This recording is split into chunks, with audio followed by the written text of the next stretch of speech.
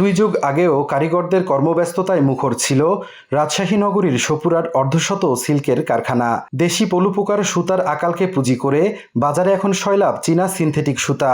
1 মাস তুতপাতা খাবার পর পলুপোকার লালা থেকে তৈরি প্রাকৃতিক রেশম সুতা আর চীনা সিনথেটিক সুতার গুণগত মান আলাদা।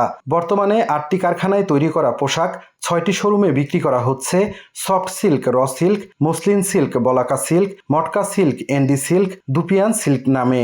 তবে কারখানাগুলোতে কাজ করা কারিগরদের ভাষ্য, দেশে উৎপাদিত সিল্কের সুতা হলুদ আর চায়না থেকে আনা সুতার রং সাদা। উৎপাদন কম হওয়ায় দেশে প্রতি কেজি সুতা 12,000 টাকায় বিক্রি হলেও চায়না থেকে আমদানিকৃত সুতার দাম পড়ে 9,000 টাকা। ওই হলুদ সুতাটা একটু কম হয় আর এই চায়নাটাই বেশি হয়। চায়না শাড়ির বেশি চাহিদা, ওটা একটু কম। এটার বেশি চাহিদা আর এটা এটা পোকা থেকে তৈরি হয়, এটার খাটনি বেশি। হলুদটা আমাদের দেশের জিনিস, দেশে তো অবশ্যই ভালো হবে। বাইরে থেকে আসা জিনিস দেশের জিনিস একটু কম বেশি তো হবে। ক্রেতাদের অভিযোগ, চীনা সিনথেটিক সুতা দিয়ে তৈরি পোশাক আসল সিল্ক বলে চালিয়ে দিয়ে হাতিয়ে নেওয়া হচ্ছে বাড়তি টাকা। তাই গুণমানে আগের মতো নেই রেশমি পোশাক। আমাদের আম্মুরা একদম খাঁটিটা পেয়েছে। আমার পরের জেনারেশন ওরা ইভেন বুঝবেও না যে আসলে সিল্ক জিনিসটা কি। তো এইখানে আমরা তো অবশ্যই প্রতারিত হচ্ছি। রেশমের জন্য রাজশাহী বিখ্যাত, কিন্তু এখানে যদি না করে এটা বাইরে থেকে নিয়ে আসলে অবশ্যই এটা একটা ব্যাড ইফেক্ট হচ্ছে। বাইরে থেকে আমদানি করার পর আমাদের দেশের কিছু লোকজন এগুলো দিয়ে বাঁচি থাকতো, জীবিকা নির্বাহ করতো, ওখান থেকে তারা বঞ্চিত হচ্ছে। আমরা তো আরও 20 বছর 30 বছর আগেও দেখেছি, সেখানে তুলনায় এখনকার মান তো আর ওইরকম না। আমরা যদি প্রোডাক্টের কোয়ালিটিটা পাই তো why not Bangladeshi product. But এখানে তো দুই পক্ষের এগিয়ে আসার ব্যাপার আছে।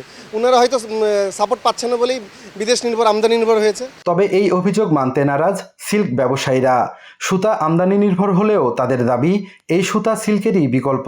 সিল্কের সুতোর সঙ্গে আপনি অন্য কিছু মিশিয়ে সিল্ক বলে চালানোর কোনো চেষ্টা সিল্ক পলিতে এ ধরনের কোনো ঘটনা আজ পর্যন্ত ঘটে নাই। এটা কোনো অবকাশ নেই। আমরা যেটা উৎপাদন করছি এটা পিওর সিলই উৎপাদন করছি, এর মধ্যে কোনো ভেজাল নেই। টিকাম করলে বোঝা যায় না যে কোনটা চাই না কোনটা কি, একই হয়ে যায় আপনার। এদিকে ভোক্তা অধিকার সংরক্ষণ অধিদপ্তর বলছে, ক্রেতারা প্রতারিত হচ্ছে এমন অভিযোগ পেলে নেওয়া হবে ব্যবস্থা।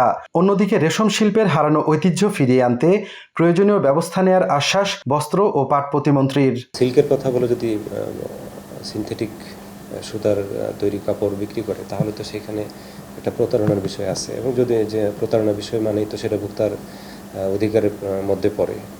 তো যদি এরকম ইস্যু থাকে সেটা অবশ্যই আমাদের দেখা উচিত, আমরা এটা দেখবো অবশ্যই। বসনি কিন্তু আমাদের লিমিটেড, এই বসনি যদি চলে যায় এই বসনির পরবর্তী জেনারেশন আমাদের তৈরি করতে হবে ট্রেন্ড আপ করে, না হলে কিন্তু আমরা এই ঐতিহ্য আরও হারিয়ে যাবে। এই কারণে আমাদের কি পদক্ষেপ নেওয়া যায় এই জন্য আশা, এবং আপনারা ধৈর্য ধরেন, ইনশাল্লাহ আমরা কার্যকর পদক্ষেপ নিব আমাদের এই রেশম শিল্পকে বাঁচিয়ে রাখার জন্য। সংশ্লিষ্টরা জানান, মাত্র 20% রেশমি সুতা দেশে তৈরি হলেও 80% সুতা আনা হয় চীন থেকে। সাইফুর রহমান রকি, সময় সংবাদ, রাজশাহী।